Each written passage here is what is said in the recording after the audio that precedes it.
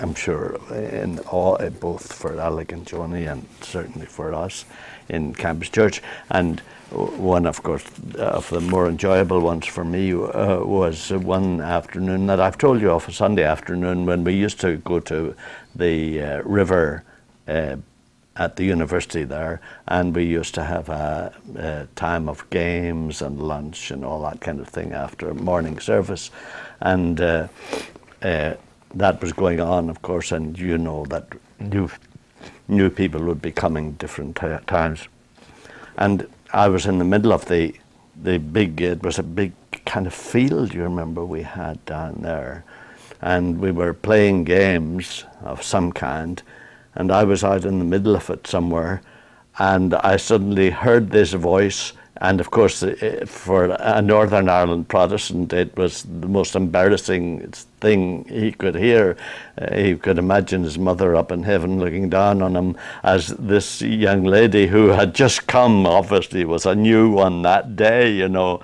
And I think the ball had come to me, and right across the whole place was called, "Father, throw it to me." And I thought, what is my mother thinking? Father. But of course it was charming, because she was a dear Catholic, you know, who just thought, yes, I'm the father. So, but anyway, that was one of the many enjoyable things that I've had. And of course the most enjoyable has been with the, I can't even think of you as Catholics, you know, but those of you who had that background, that has been most enjoyable. And so it kind of reinforced what God started in me. I'd been at high school. I had great appreciation, of course, as you all know, a great appreciation of the Catholic scholars and saints and church. And it probably had begun before that, because John Wesley was enthusiastic about Thomas à Kempis. You remember The Imitation of Christ. That was probably one of his favorite books. And so I had learned to respect Kempis and the saint and the whole tradition of the saints then. But of course that intensified as I went to Benilde and became more comfortable in Mass and all that, the sacraments. And that's how I eventually got to know, this is I always do this to waken my wife up at this point, the most popular Italian restaurant in New York, which is? Molinos. Ah, there, you see. She may not know the Catholic saints, but she knows the Italian restaurants. And of course, Molinos is Michael de Molinos, who really was pretty. I mean, I think McFadden is right, of Hertfordshire, by the way. McFadden was the guy that did the introduction to this book. I think he's right when he said that the Jesuits got Molinos, you know, and killed him in prison. They didn't actually kill him in prison, but they did imprison him for 6 years, and then he died in prison in 1679, Dr. Michael de Molinos.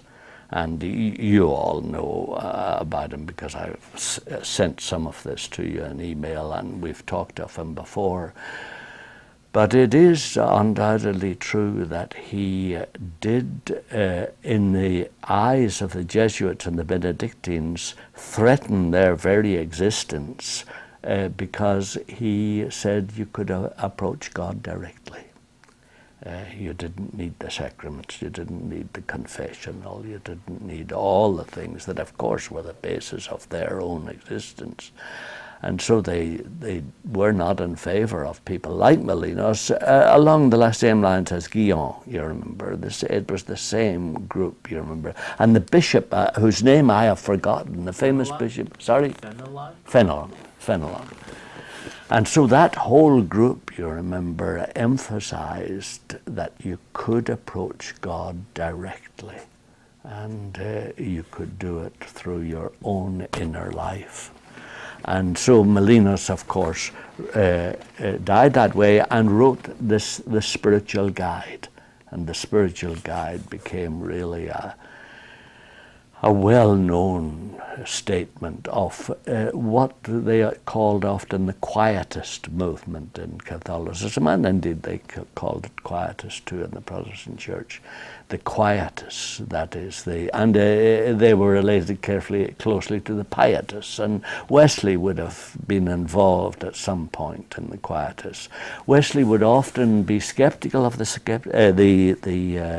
mystics, because he would be afraid of the way they could vary into speculative Gnosticism that was not really biblical, but still he obviously lived continually in the same world as Kempis, you know, as far as the inner life is concerned.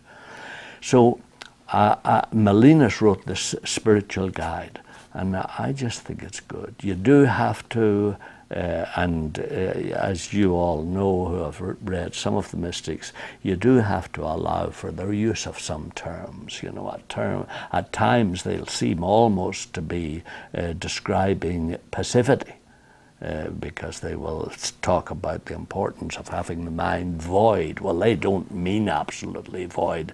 They usually mean void of secular issues.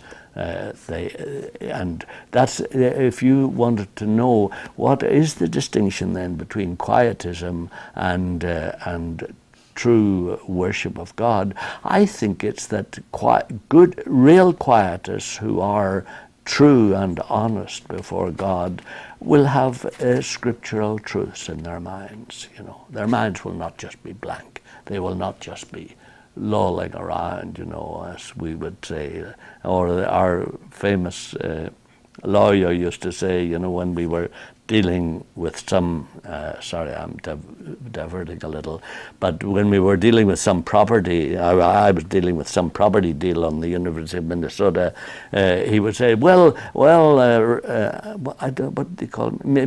Maybe he called me pastor. Well, pastor, I mean, we ought to make an offer. We don't want them to think we're out here laying in the weeds, you know. And so, laying in the weeds often means absolute passivity, you know, doing nothing. And I don't think the quietists believed in that. They believed that the mind should have scriptural truths in it and should not just be blank. So it is not passivity. But it certainly emphasizes the quiet inner life.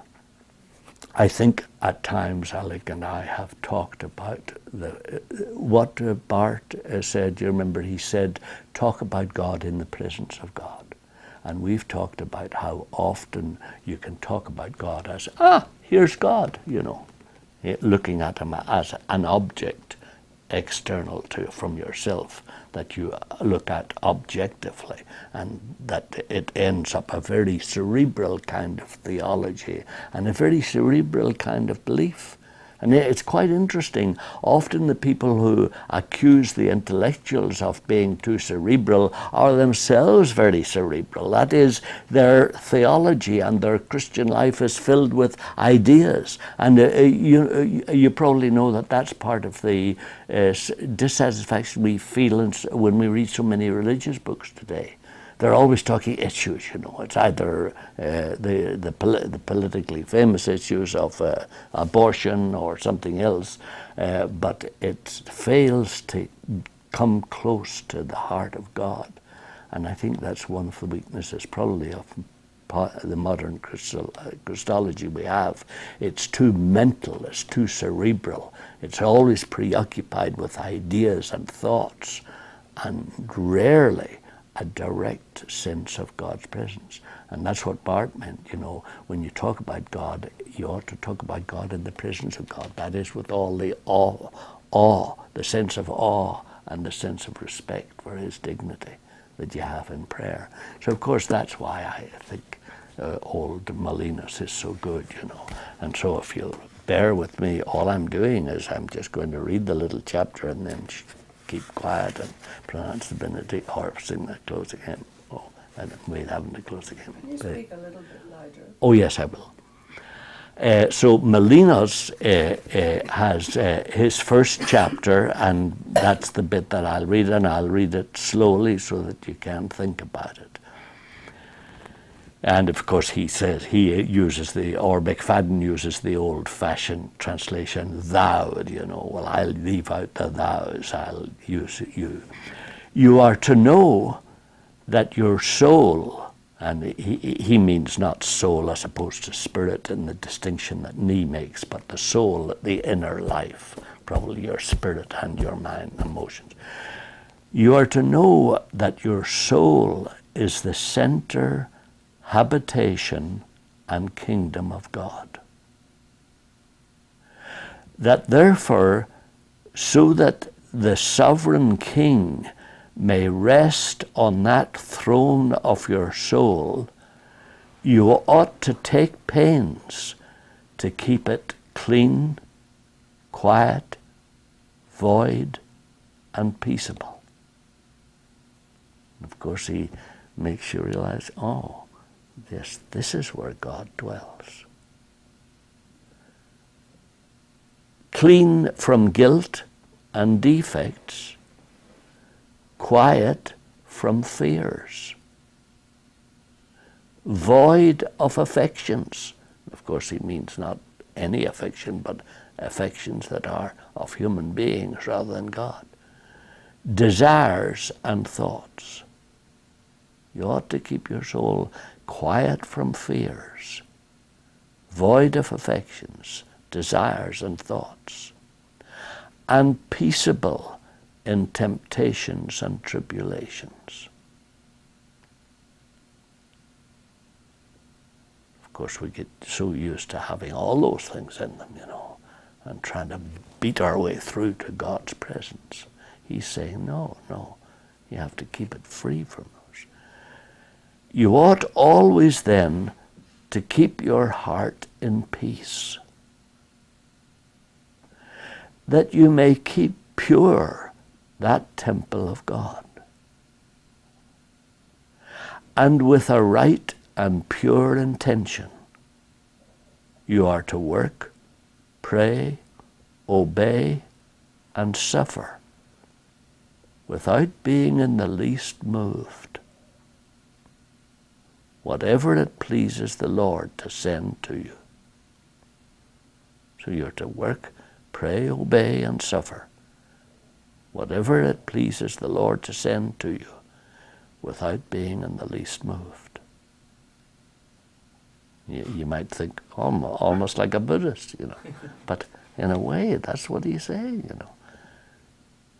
Have control of your inner mind and emotions.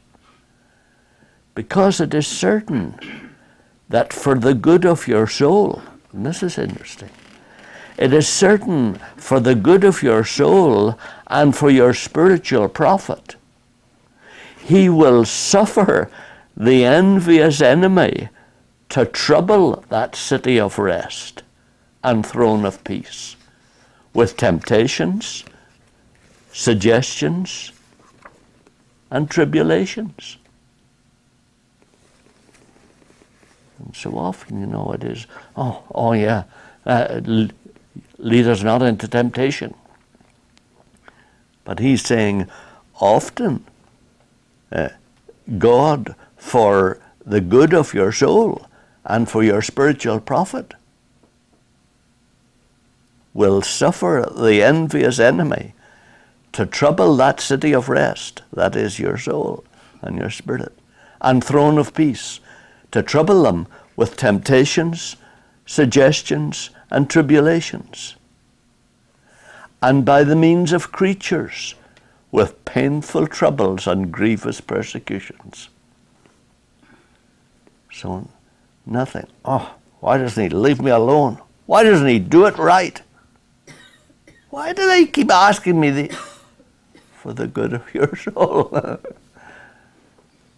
So it's part of that attitude. Everything is under the control of our Father. He allows nothing to us but what is good for us. Be constant and cheer up your heart in whatsoever disquiet these tribulations may come to you. Enter within it, that you may overcome it. For therein is the divine fortress which defends, protects, and fights for you. If a man hath a safe fortress, he is not disquieted, though his enemies pursue him, because by retreating within it, these are disappointed and overcome. The strong castle that will make you triumph over all your enemies, visible and invisible, and over all their snares and tribulations, is within your own soul, because in it resides the divine aid and sovereign succor. Retreat within it, and all will be quiet, secure, peaceable, and calm. Alec and Joni will be interested to know what I think has eventually come through to us all. Oh yes, we travel around the shops and the stores, and you see, we witness to Christ, you see, and of course, in our minds, I think we all thought, yes, we look out for a moment when we can bring God into the conversation. All right, well, we haven't found too many of moments like that. Okay, but we keep our eye out for some topical event that they bring up, and then we can bring God into that. Or maybe they'll have a death in their family. Or maybe just the business is going so badly that they're worried and anxious. And then we'll witness. And I think for many years that was about what we were able to do, and what we thought was the best witness we can bear. And I'm not knocking that, and I don't think any of us are knocking it or opposing that way. But of course it is very limited. It does mean you have to whip the conversation round in a certain way. And even after you've done that, what you've done is pass some words to them which may strike their hearts or may not, But that was often the extent of our witness, and indeed some of us may still feel we do too much of that and too little of the other. What is the other? The other is this: God, who is rich in mercy, out of the great love with which he loved us, even when we were dead through our trespasses, back in that millisecond when he conceived of the earth and conceived of our birth and creating us in Jesus, back in that millisecond, even when we were dead through our trespasses, God, who is rich in mercy, out of the great love with which he loved us, made us alive together with Christ, and raised us up with him, and made us sit with him in the heavenly places in Christ Jesus. That is, before all of this took place, God did that. That's what it says. Even when you were dead through your trespasses, God made you alive together with Christ. Before the foundation of the world, the Lamb was crucified, and he was raised, and we were raised with him. And bit by bit, we've begun to grasp that. You mean God has done all that? You mean it's all already true? You mean we're already at his right hand? That's really where we are? Yes, that's really where you are. And then some of us who read Nietzsche in the old days remember, yes, Nietzsche used to say position is everything. Position is everything. And he would say, no, it's not your condition, it's position. If that's where you are, that's where your head is, and that's where your heart is, and that's where your truth and your reality is, and that's where your witness begins to come as you move into a shop where there's death and despair all around because they haven't sold anything for the whole week, and you come in at the right hand of God. And you come in with the lightness and the brightness of that place. And that comes into the store with you. It's our version of the British commercial traveller with the cigarette stuck in his mouth and the little happy joke that he gives to the store owners to brighten their day. And of course it doesn't brighten their day, it just irritates them. But it's God's real version of that. It's his child who is really clear that his position is at God's right hand after all those accidents have been taken care of, and he is there in that position, and that's the position he lives in as he goes through the door. We've begun to see. I don't say that every one of us do that all the time, but we've begun to see that that's where real witness begins. It comes from inside your heart. And they begin to sense, this guy seems happy, not just because he's trying to lift me, but he seems actually to have some peace in his heart. There seems to be a steadiness here that is above the mess that we have down here. And we've begun to see that. Now, that's what the guy's talking about. He's talking about that fortress within, that life of reality within us. That's the secret to everything. And that's what you guard. And I think often our failure is we don't realize that's where our strength is, and we don't guard it. And we let come in all kinds of our worries and anxieties and tribulations. And then we wonder, why can't we witness to someone else? Well, because we aren't dwelling in our position. And we aren't resting in it. So the guy is good, of course he knew all this kind of thing. It's very hard for us to grasp, I think, the millisecond business. But it's the only thing that makes sense, It's silly for us to think, oh well, it took God a while to sort this thing out, He thought, okay, I'll make these people like my son, and oops, what will happen to my son? Oh, he may exercise his free will, and they may exercise their free will, and oh, what? God doesn't have to take all that time to work out those things, He doesn't need to see man fallen before he does it. He doesn't need to see this guy, I will attempt to do without the tears, he doesn't need to see the little, maybe 1-year-old boy lying, you remember, in the sand of the seashore in Greece. One of the migrants, little fella with his head in the sand, dead, God doesn't need to wait till he sees that before he feels the pain, He felt the pain back in the millisecond before he made the world. He did his suffering then. He foresaw all that. He knew all that, you see. And that's why that millisecond is so important. God did that all in a millisecond like that. He has seen it all, and he has borne it all. And of course that's part of where our peace comes from. Because he's not only borne it all, but he's overcome it all. And so these things are no surprise to him. He's not caught out by what is happening to us. He's not caught out by the trouble you had with the car last week. He's not caught out by the person that you'll visit next Thursday and find that they haven't sold any Nicole bar at all the whole season.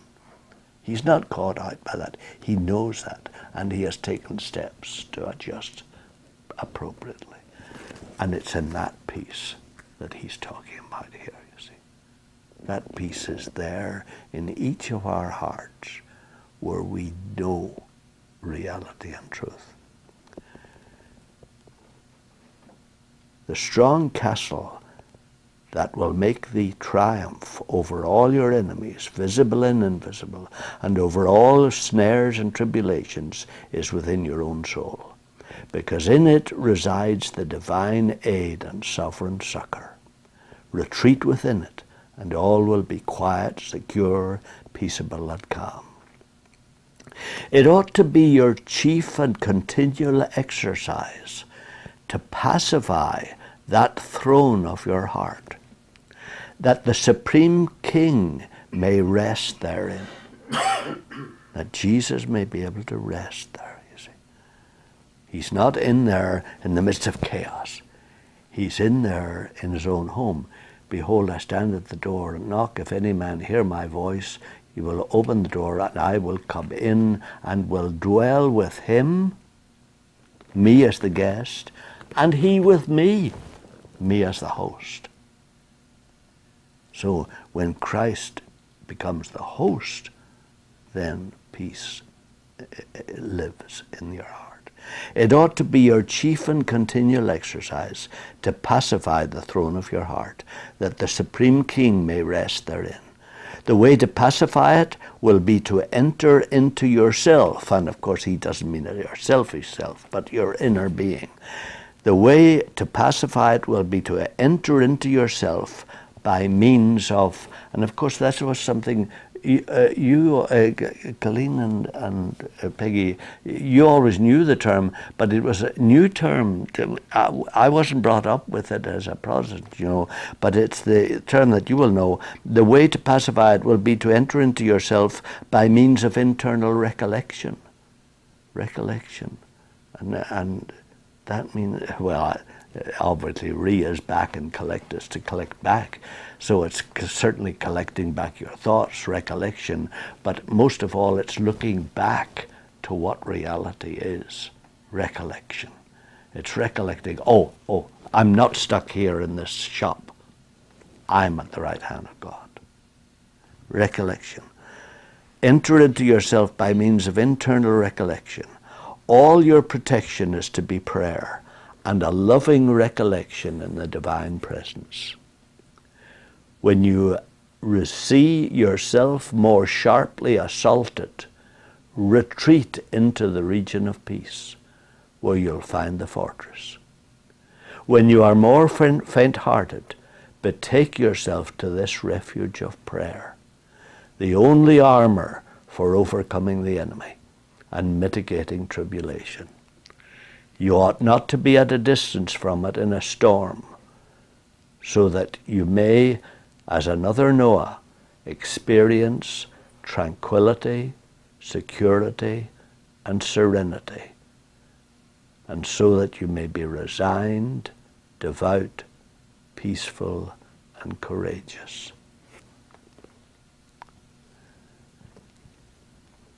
I mean, don't you think it's the big problem today in our country? As long as you appear on the outside to be good, you can be chaotic inside. As long as outwardly you do the work of a Christian, you do what you want in your heart. And it ties up with just secularism too. People don't seem to care too much what others think inside, as long as you do outside what seems right. And of course it's making foolishness of everything, you know. The marriages are falling to bits because we're making a lot of the outside appearance and behavior and not caring about what's inside. So men and women are learning to lie to each other in their eyes all the time, do all kinds of things secretly in their hearts. And so it's in the heart that the key to everything is.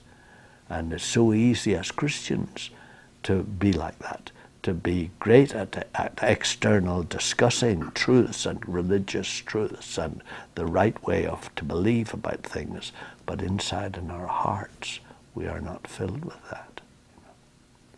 Finally, do not be afflicted or discouraged to see yourself faint-hearted. He returns to quiet you, that still he may stir you, because this divine Lord will be alone with you, to rest in your soul, and form therein a rich throne of peace. Of course, that's true. The Savior is within each of us. It's just we relegate that to an idea. Oh yeah, I know he is in me. Oh yes, Christ is in me. Yeah, that's right. Christ in me, the hope of glory. Yes. Oh yeah, of course that's true. We wouldn't say it like that if it were true. You know. We'd say, yes, I am privileged. The Lord of glory is indeed inside me. I'm a privileged man. Yeah. That within your own heart, by means of internal recollection and with his heavenly grace, you may look for silence in tumult. Yes, he's good in this. Because this divine Lord will be alone with you, to rest in your soul and form therein a rich throne of peace, that within your own heart, by means of internal recollection and with his heavenly grace, you may look for silence in tumult, solitude in company, light in darkness, forgetfulness in pressures, vigor in despondency, courage in fear, resistance in temptation, peace in war, and quiet in tribulation.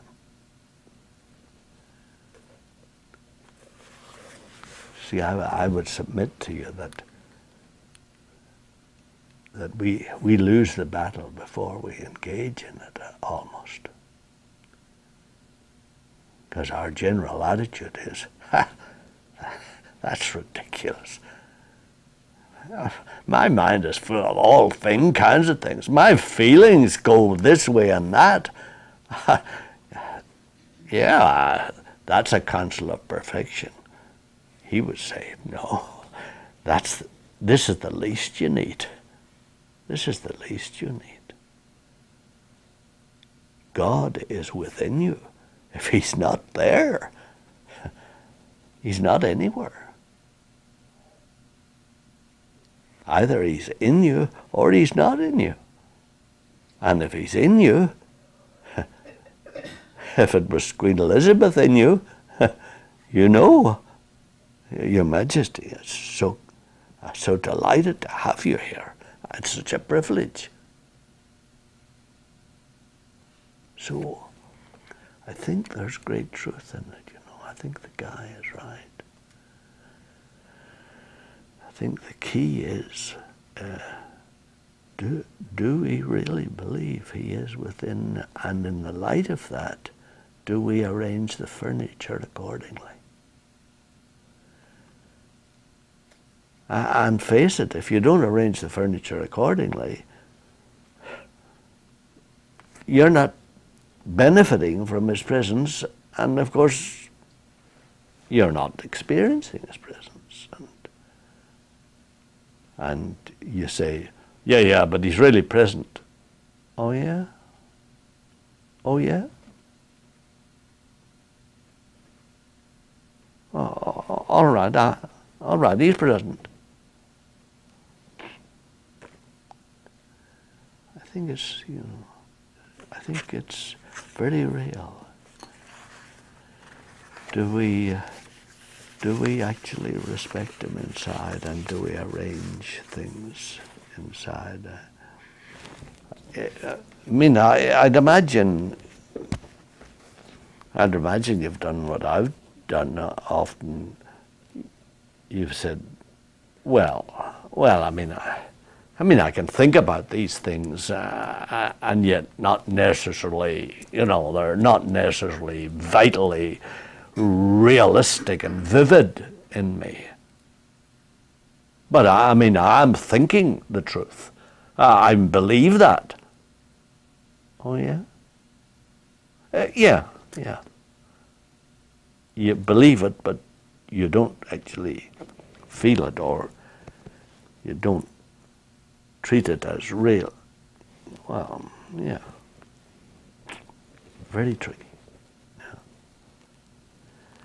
So, you know, I just suggest to you, I'll email you all, you know, the second chapter that goes a little further on it. But I think it's true. I think if we will treat our, whatever you want to call it, you know, your mind or your spirit or your soul, whatever is inside you, the place where you conceive of things, where you think of things, are those in order? Are those inconsistent with what you say you believe? Or are you running a double kind of operation here? A place where you believe it theoretically, but then there's this place where you behave according to what is really there, what's really in my inside. I mean, all right, in a sense, Jesus is there. That's right. But, so, anyway, shall we pray?